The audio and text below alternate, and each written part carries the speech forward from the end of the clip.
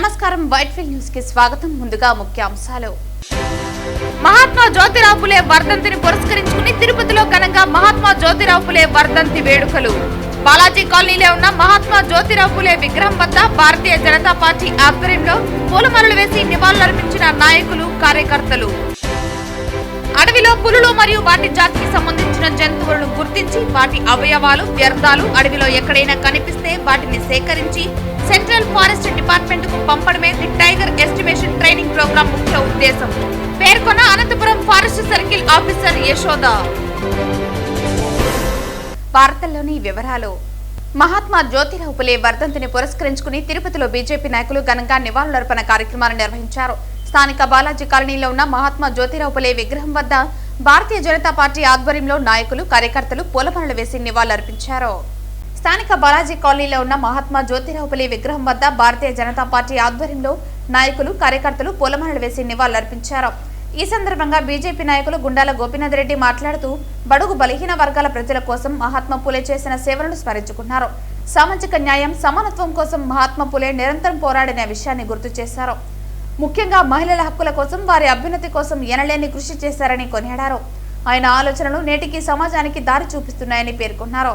ఈ కార్యక్రమంలో బీజేపీ రాష్ట్ర మాజీ కార్యవర్గ సభ్యులు గుండాల గోపీనాథ్, బీజేపీ రాష్ట్ర ఓబీసీ మోర్చా మాజీ ఉపాధ్యక్షులు కట్టమంచి చంద్రబాబు యాదవ్, సుబ్రహ్మణ్య యాదవ్, కాపు కార్పొరేషన్ డైరెక్టర్, బీజేపీ నాయకులు వరప్రసాద్ తదితరులు పాల్గొన్నారు.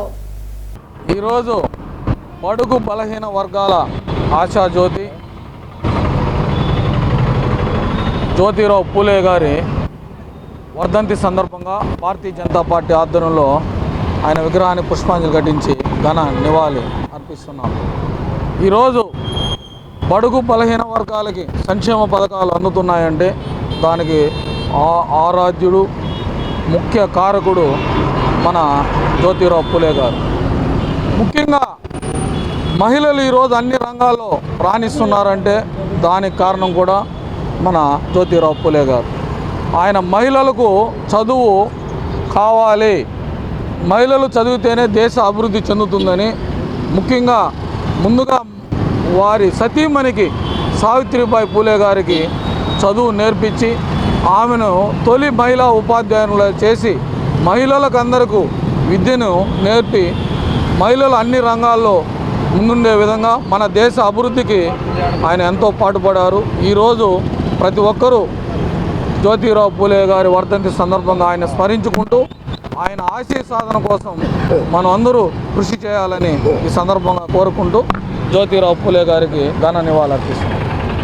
తిరుపతిలో మహాత్మా జ్యోతిరావు ఫులే వర్ధంతి సందర్భంగా రాష్ట్ర యాదవ సంక్షేమ మరియు అభివృద్ధి సంస్థ చైర్మన్ మరియు టీడీపీ తిరుపతి పార్లమెంటు అధ్యక్షుడు నరసింహ యాదవ్ ఆయనకు ఘన నివాళులర్పించారు.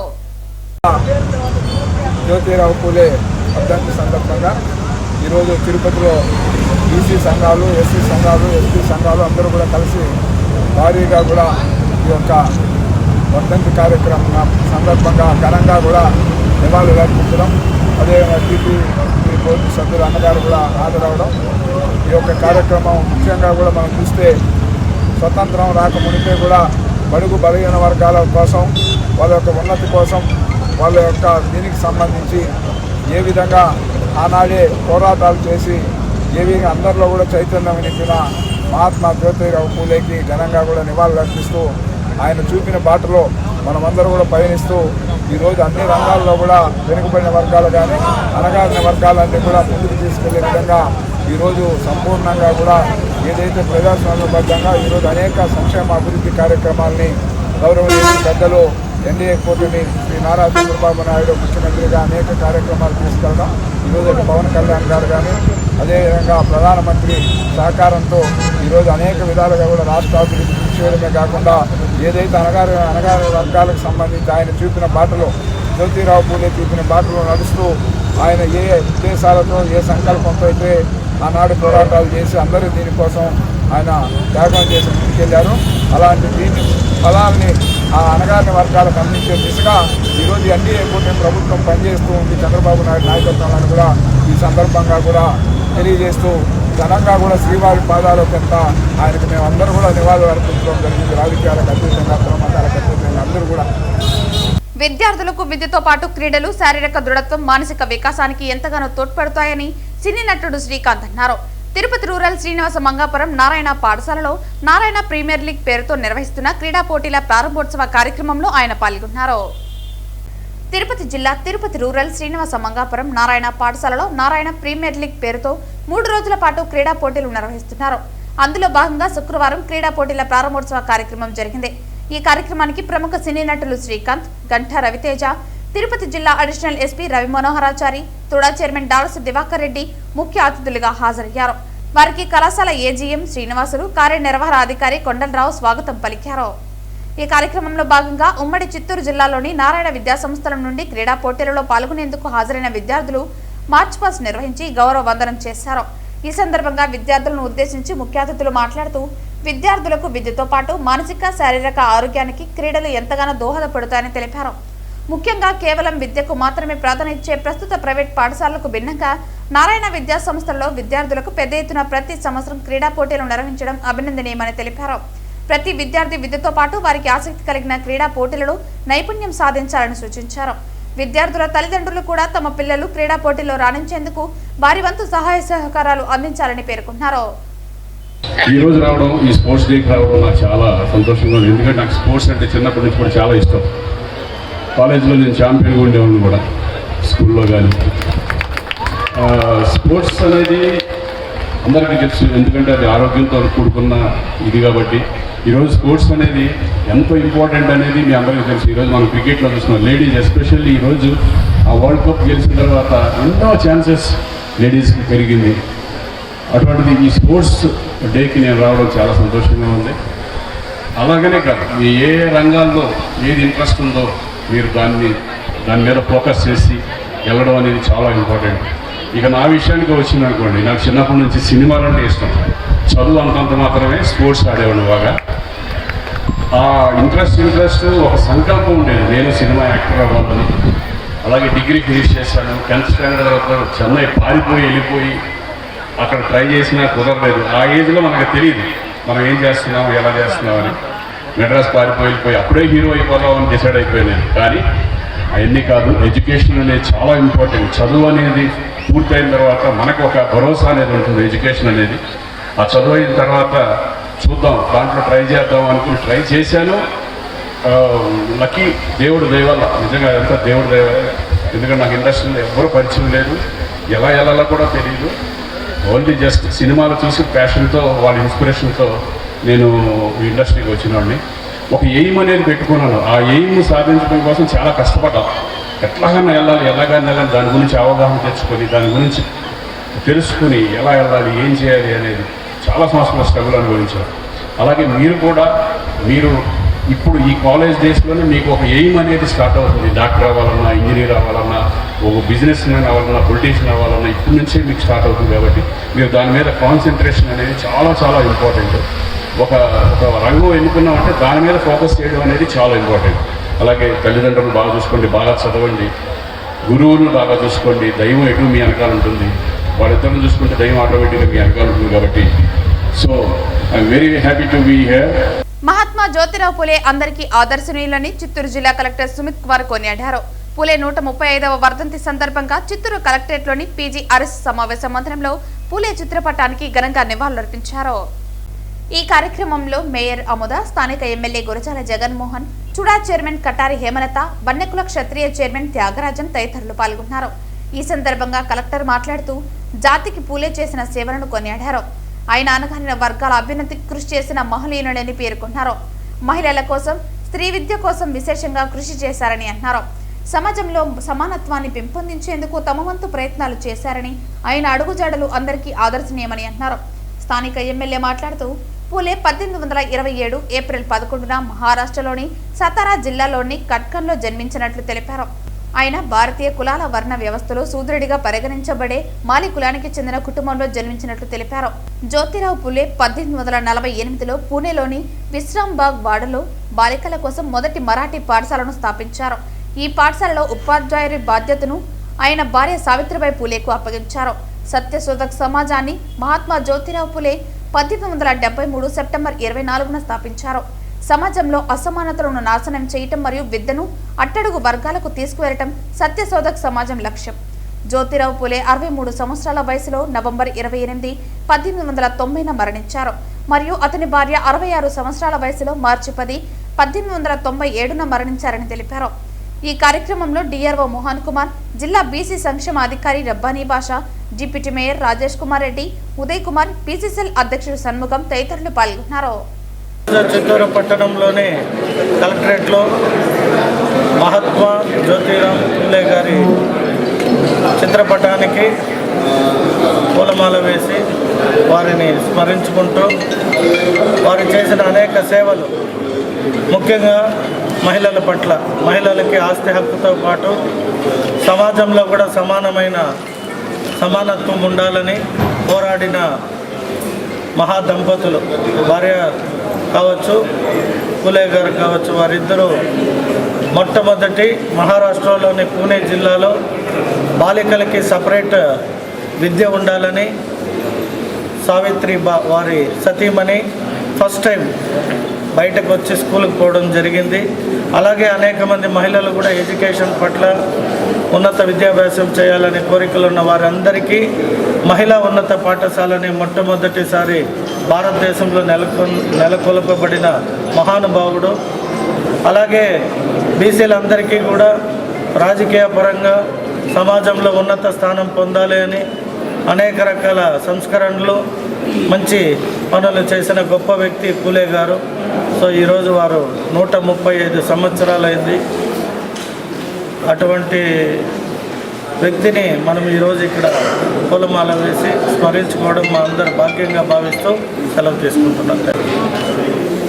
ఈరోజు మహాత్మా జ్యోతిరావు పూలే జయంతి సందర్భంగా, వర్ధంతి సందర్భంగా కలెక్టరేట్లో ఒక ప్రోగ్రాం ఏర్పాటు చేయడం జరిగింది.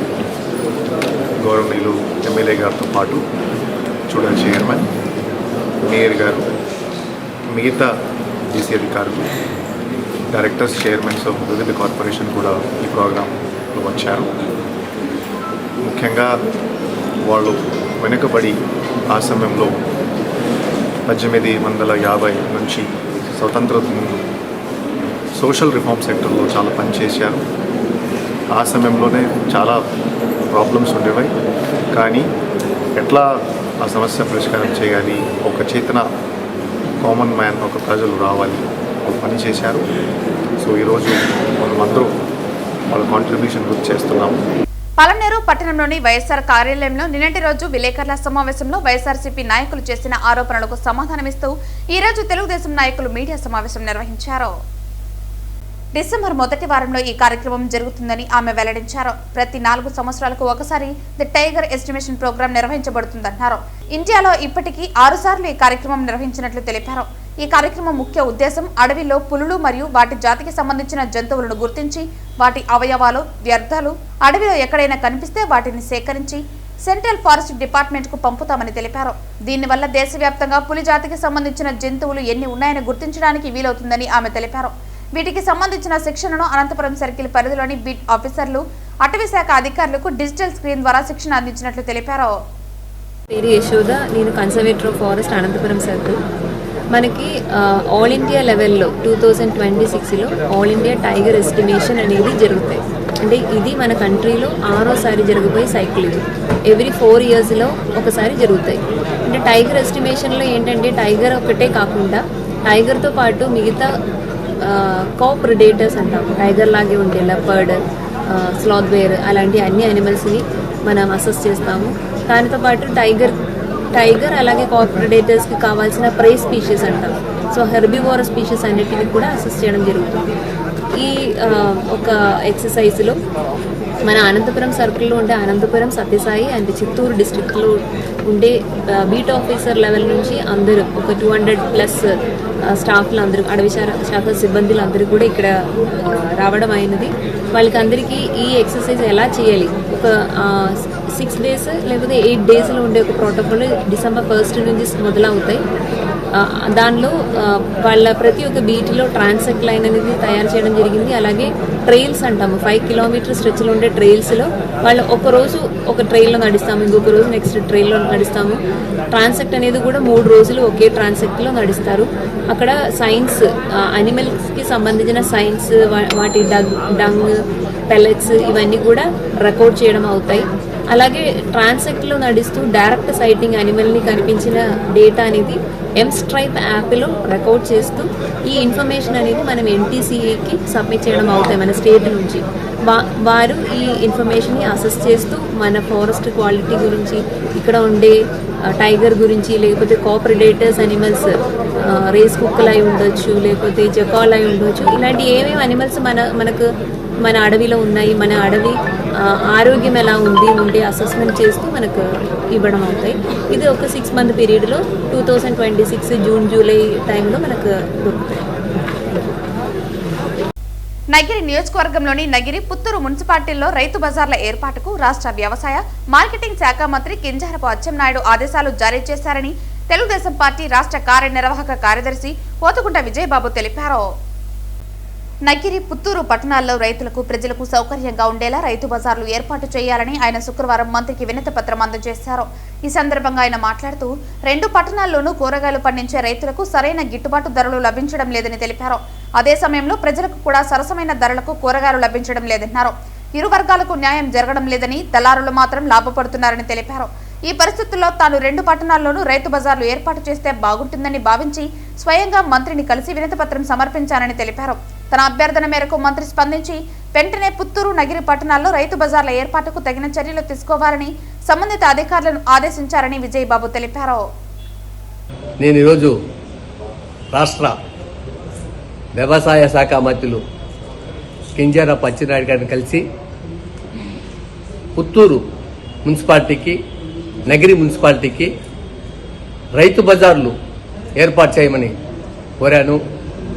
ఆయన వెంటనే స్పందించి సానుకూలంగా ఖచ్చితంగా ఏర్పాటు చేస్తా ఉన్నారు. ఈ రైతు బజార్లు ఏర్పాటైతే రైతులు వారి యొక్క పంటలను రైతు బజార్లో అమ్ముకోవడానికి సౌకర్యవంతంగా ఉంటుంది. అదేవిధంగా కొనేటువంటి ప్రజలందరికీ కూడా ఫ్రెష్ కూరగాయలు ఏదైనా కానీ రైతుల వద్ద నుంచి కొనేటువంటి అవకాశం ఉంటుంది. ఒక విధంగా రైతులకు లాభదాయకం, కొనేటువంటి మన నగరి నియోజకవర్గ ప్రజలకు కూడా లాభదాయకంగా ఉంటుందనేటువంటి ఉద్దేశంతో రైతు బజార్లు ఏర్పాటు చేయమని కోరాను. ముఖ్యంగా నేనైతే ప్రజా సమస్యల మీద అనునిత్యం ఉంటాను. ఏ గ్రానైట్ క్వారీల కోసమో లేదంటే తమిళనాడుకు తోలుకునేదానికి గ్రావెల్ క్వారీల కోసమో, సెజ్జల కోసమో కాకుండా ప్రజా సమస్యల మీద అనునిత్యం పోరాడి మన నగర నియోజకవర్గ ప్రజలకి సుఖంగా ఉండడానికి, సంతోషంగా ఉండడానికి, వారికి ఉన్నటువంటి ప్రతి ఒక్క కోరికలను కూడా తీర్చేదానికి నేను మొదటగా ఉండి స్పందిస్తానని ఈ సందర్భంగా తెలియజేసుకుంటున్నాను. తిరుపతి వివి మహల్ రోడ్డులోని శుభమస్తు వారి కాంచీపురం పెరుమాల్ సిల్క్స్ 3వ వార్షికోత్సవంను ఘనంగా నిర్వహించారు. ఈ సందర్భంగా నిర్వాహకులు మాట్లాడుతూ మా వద్ద 1000 రూపాయల నుండి 2 లక్షల వరకు అన్ని రకాల కంచిపట్టు చీరలు అందుబాటులో ఉన్నాయని తెలిపారు. శుభమస్తు వారి యొక్క కంచి పెరుమాల్ సిల్క్స్ నాణ్యతకు, మణికకు, ధరకు అందుబాటులో ఉండేటువంటి వస్త్ర దుకాణము. మహిళలకు కావలసినటువంటి అమ్మాయిలకు, మహిళలకు, వధూవరులకు అవసరమైనటువంటి ప్రతి అలంకారమైనటువంటి చీరలు, చుడీదార్లు, లెహంగాలు అన్నీ కూడా చాలా చక్కగా ఉన్నాయి. ఇవాళ 3వ వార్షికోత్సవం తిరుపతి నగరంలో అట్టహాసంగా ప్రారంభించిన కంచి పెరుమాల్ సిల్క్స్ వారి 3వ వార్షికోత్సవం సందర్భంగా సరికొత్తమైనటువంటి చీరలు, 10,000 నుంచి 3 లక్షలు విలువ చేసేటువంటి పట్టు చీరలు, వివిధ రకాల మహిళలకు అవసరమైనటువంటి వస్త్రాలన్నీ కూడా ఉన్నాయి. చాలా చక్కగా ఉన్నాయి. తిరుపతి ప్రజలకు అందుబాటులో తక్కువ ధరకు కూడా నాణ్యమైనటువంటి పట్టు చీరలు ఇచ్చే విధంగా కంచి పెరుమాళ్ సిల్క్స్ వారు ఇక్కడ నిర్వహించడం, దాంతోపాటుగా వ్యాపారమే కాకుండా సమాజ సేవ చేస్తూ 365 రోజుల పాటు ఇక్కడ చలివేంద్రము, అదేవిధంగా ఇక్కడికి వచ్చేటువంటి కస్టమర్లకు అవసరమైనటువంటి ప్రాథమిక చికిత్స అత్యవసరమైనటువంటి ఔషధాలు కూడా ఉచితంగా ఇచ్చే విధంగా ఒక సోషల్ రెస్పాన్సిబిలిటీని కూడా ఈ కంచి పెరుమాళ్ సిల్క్స్ వారు నిర్వహిస్తున్నారు. యాజమాన్యానికి బయ్యా వాసు గారికి, బయ్యా రవి గారికి నేను శుభాకాంక్షలు తెలియజేస్తూ ప్రజలందరికీ అందుబాటులో ఉన్నటువంటి ఈ దుకాణాన్ని సద్వినియోగం చేసుకోవాలని చెప్పి నేను కోరుకుంటున్నాను. తిరుపతి వెంకన్న సన్నిధిలో పద్మావతి అమ్మవారి ఆశీస్సులు పొందుతూ తిరుపతి వి మహల్ రోడ్లో ఉన్నటువంటి కాంచీపురం పెరుమాళ్ సిల్క్స్ నేడు 3వ యానివర్సరీ జరుపుకుంటున్న సందర్భంగా మా కస్టమర్లకు, అదేవిధంగా తిరుమల దర్శనానికి చేసి ఇక్కడి నుంచి కంచి పట్టు చీరలకు కంచికి వెళ్ళేటువంటి కస్టమర్లు ఎవరైతే ఉన్నారో వారు కంచికి వెళ్లకుండా మేము కంచి ధరలకి ఇక్కడ కేవలం 1000 రూపాయల నుంచి 2 లక్షల రూపాయల వరకు పట్టు చీరలు అందుబాటులో ఉంటాయండి. పట్టు చీరలతో పాటు మా దగ్గర fancy sarees, daily wear fancy sarees కూడా అందుబాటులో ఉంటాయి. వీటన్నిటికి కారణం ఏంటంటే ప్రతి ఒక్కరు కూడా మా కస్టమర్లందరూ మమ్మల్ని ఆదరించారు. ఇదే ఆదరణ రాబో రోజుల్లో ఉంటుందని కోరుకుంటున్నాం. మా కస్టమర్లందరికీ కూడా 3వ యానివర్సరీ శుభాకాంక్షలు తెలియజేస్తున్నాం. శుక్రవారం ఉదయం వీఐపీ విరామ సమయంలో ప్రముఖ సినీ నటుడు శ్రీకాంత్, ఎమ్మెల్యే గంటా శ్రీనివాసరావు తిరుమల శ్రీవారి సేవలో పాల్గొని మొక్కులు చెల్లించుకున్నారు. వీఐపీ విరామ దర్శన సమయంలో స్వామివారి సేవలో పాల్గొని మొక్కులు చెల్లించుకున్నారు. దర్శన అనంతరం ఆలయ రంగనాయకుల మండపంలో వీరికి వేద పండితులు వేద ఆశీర్వచనం అందించగా ఆలయ అధికారులు శ్రీవారి తీర్థ ప్రసాదాలను అందజేసి పట్టు వస్త్రంతో సత్కరించారు. శ్రీవారి దర్శన అనంతరం ఆలయం వెలుపల ఎమ్మెల్యే గంటా శ్రీనివాసరావు రాష్ట్ర అభివృద్ధిపై ఆశాభావం వ్యక్తం చేస్తూ కీలక వ్యాఖ్యలు చేశారు. ఆంధ్రప్రదేశ్లో ప్రభుత్వం ఏర్పడిన తర్వాత రాష్ట్రంలో అభివృద్ధి వేగంగా ఊపందుకుందని, ముందుకు సాగుతోందని ఆయన పేర్కొన్నారు.